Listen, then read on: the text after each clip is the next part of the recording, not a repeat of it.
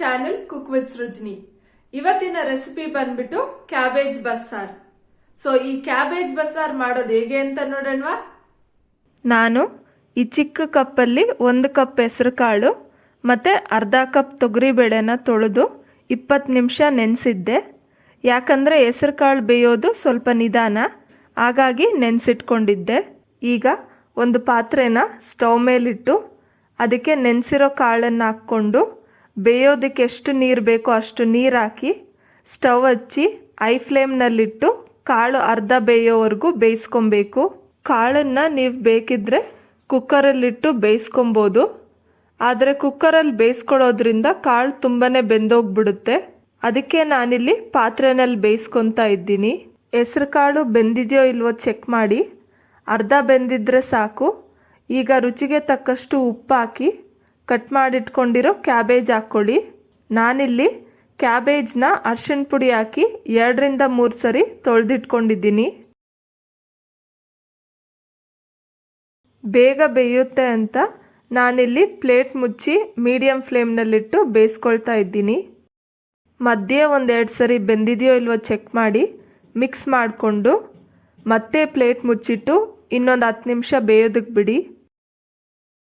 ಈಗ ಕಾಳು ಮತ್ತು ಕ್ಯಾಬೇಜ್ ಎಲ್ಲಾನು ಬೆಂದಿದೆಯೋ ಇಲ್ವೋ ಚೆಕ್ ಮಾಡಿ, ಬೆಂದಿದ್ರೆ ಸ್ಟವ್ ಆಫ್ ಮಾಡಿಕೊಂಡು ಇದನ್ನು ಸೊಪ್ಪು ಬಸಿಯೋ ಜರಡಿಗೆ ಬಗ್ಗಿಸ್ಕೊಳ್ಬೇಕು.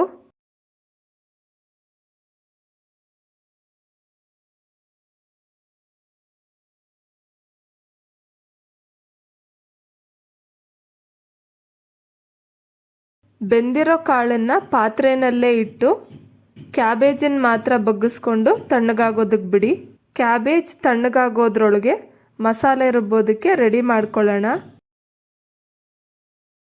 ಒಂದು ಬಾಣಲಿಗೆ ಅರ್ಧ ಸ್ಪೂನ್ ಜೀರಿಗೆ, 6 ಕಾಳುಮೆಣಸು, ಕಟ್ ಮಾಡಿಟ್ಕೊಂಡಿರೋ ಅರ್ಧ ಈರುಳ್ಳಿ, ಬೆಳ್ಳುಳ್ಳಿ 6 ಎಸ್ಲು, 3 ಹಸಿಮೆಣಸಿನ್ಕಾಯಿ, ಅರ್ಧ ಇಡೀ ಕರಿಬೇವು ಮತ್ತು 3 ಸ್ಪೂನ್ ಎಣ್ಣೆ ಹಾಕಿ ಎಲ್ಲಾನು ಫ್ರೈ ಮಾಡಬೇಕು.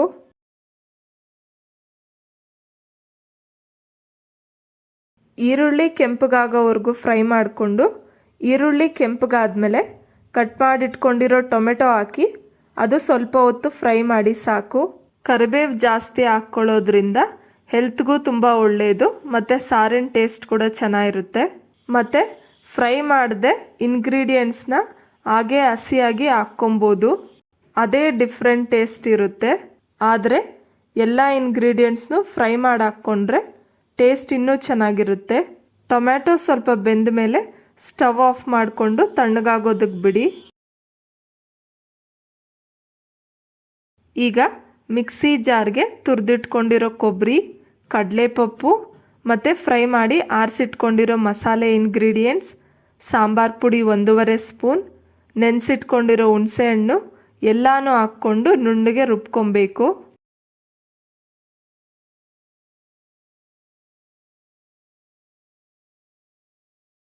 ಸ್ವಲ್ಪ ರುಬ್ಬಿದ ಮೇಲೆ ಬೇಯಿಸಿಟ್ಕೊಂಡಿರೋ ಕಾಳನ್ನು 2 ಸ್ಪೂನ್ ಹಾಕಿ ರುಬ್ಕೊಳ್ಳಿ. ಯಾಕಂದರೆ ಕಾಳು ಹಾಕೋದ್ರಿಂದ ಸಾರು ಮಂದ ಬರುತ್ತೆ. ಒಂದು ಸ್ವಲ್ಪ ನೀರು ಹಾಕ್ಕೊಂಡು ರುಬ್ಬಿದ ಮೇಲೆ ಕೊನೆಯದಾಗಿ ಕೊತ್ತಂಬರಿ ಸೊಪ್ಪು ಹಾಕಿ 1 ಸೆಕೆಂಡ್ ಗ್ರೈಂಡ್ ಮಾಡಿದ್ರೆ ಸಾಕು.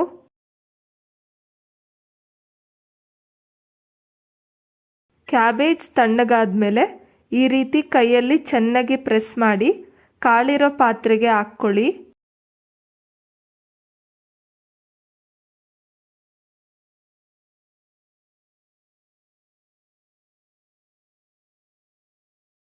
ಕ್ಯಾಬೇಜು ಕಾಳು ಬೇಯಿಸಿರೋ ನೀರನ್ನು ಒಂದು ಬೌಲ್ಗೆ ಸ್ವಲ್ಪ ತೆಗೆದಿಟ್ಕೊಂಡು ರುಬ್ಬಿರೋ ಮಸಾಲೆ ಹಾಕಿ ಮಿಕ್ಸ್ ಮಾಡ್ಕೊಬೇಕು. ನಾನು ನೀರು ಯಾಕೆ ತೆಗೆದಿಟ್ಕೊಂಡೆ ಅಂತಂದರೆ ನೀರೇನಾದರೂ ಜಾಸ್ತಿ ಆಗಿಬಿಟ್ರೆ ಸಾರು ಚೆನ್ನಾಗಿರಲ್ಲ. ತೆಗೆದಿಟ್ಕೊಂಡಿರೋ ನೀರಲ್ಲಿ ಜಾರ್ ತೊಳೆದು ಪಾತ್ರೆಗೆ ಹಾಕ್ಕೊಳ್ಳಿ. ಒಂದು ವೇಳೆ ಸಾರು ಏನಾದರೂ ಗಟ್ಟಿ ಅಂತ ಅನಿಸಿದ್ರೆ ಇನ್ನೂ ಸ್ವಲ್ಪ ನೀರನ್ನು ಹಾಕ್ಕೊಬೋದು.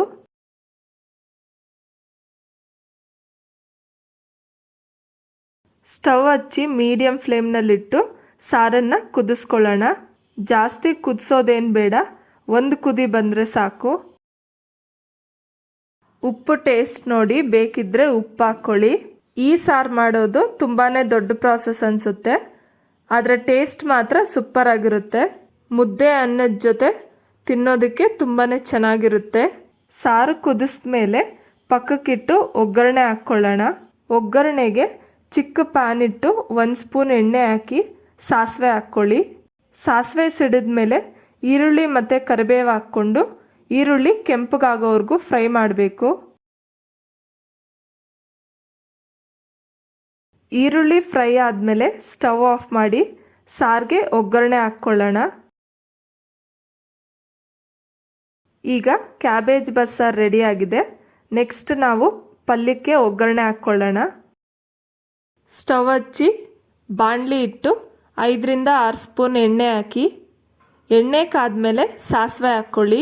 ಸಾಸಿವೆ ಸಿಡಿದಾಗ ಒಣಮೆಣಸಿನ್ಕಾಯಿ 4ನ್ನ ಪೀಸ್ ಮಾಡಿ ಹಾಕ್ಕೊಬೇಕು. ಆಮೇಲೆ ಈರುಳ್ಳಿ ಹಾಕ್ಕೊಂಡು ಈರುಳ್ಳಿ ಕೆಂಪಗಾಗೋವರೆಗೂ ಫ್ರೈ ಮಾಡಿ. ಈರುಳ್ಳಿ ಕೆಂಪಗಾದ್ಮೇಲೆ ಕರಿಬೇವು ಹಾಕಿ ಮಿಕ್ಸ್ ಮಾಡ್ಕೊಳ್ಳಿ.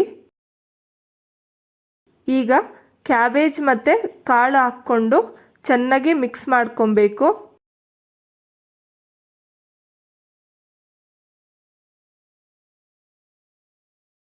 ಎಲ್ಲ ಚೆನ್ನಾಗಿ ಮಿಕ್ಸ್ ಮಾಡಾದ್ಮೇಲೆ ಸ್ಟವ್ ಆಫ್ ಮಾಡಿ ಕೊತ್ತಂಬರಿ ಸೊಪ್ಪು ಮತ್ತು ಕೊಬ್ಬರಿ ಹಾಕ್ಕೊಂಡು ಮಿಕ್ಸ್ ಮಾಡ್ಕೊಳ್ಳಿ.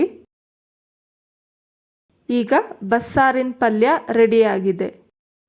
ಸೊ ನೋಡಿದ್ರಲ್ಲ ಫ್ರೆಂಡ್ಸ್, ಕ್ಯಾಬೇಜ್ ಬಸ್ಸಾರ್ ಮಾಡೋದು ಹೇಗೆ ಅಂತ ಅಂದ್ಬಿಟ್ಟು ನೀವು ಒಂದ್ಸಲ ಟ್ರೈ ಮಾಡಿ ನೋಡಿ.